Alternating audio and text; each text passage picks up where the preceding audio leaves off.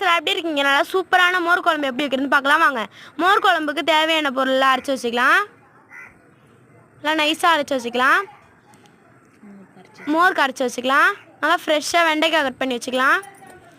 அடுப்பு பற்ற வச்சு எண்ணெய் சட்டி வச்சுக்கலாம். ஆயில் ஊற்றிக்கலாம். எண்ணெய் நல்லா காஞ்ச பிறகு வெண்டைக்காய் போட்டு நல்லா வதக்கி விட்டுக்கலாம். நல்லா கிண்டி விட்டுக்கலாம். இந்த அளவுக்கு நல்லா வதங்கினோடனே தட்டில் எடுத்து வச்சுக்கலாம். அதே எண்ணெய் சட்டியில் எண்ணெய் ஊற்றிக்கலாம். எண்ணெய் காஞ்சதும் காஞ்ச மிளகா போட்டுக்கலாம். வெந்தயம் போட்டுக்கலாம். வெந்தயம் நல்லா பொரிஞ்சதும் ஜீரகம் போட்டுக்கலாம்.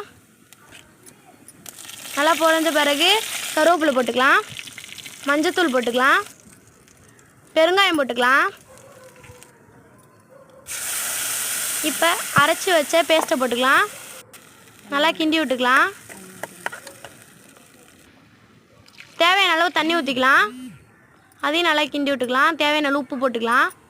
இந்த அளவுக்கு நல்லா கொதிச்சு வந்தோம் வெண்டைக்காய் வதக்கி வச்சு வெண்டைக்காவை போட்டுக்கலாம். மோர் ஊற்றிக்கலாம்.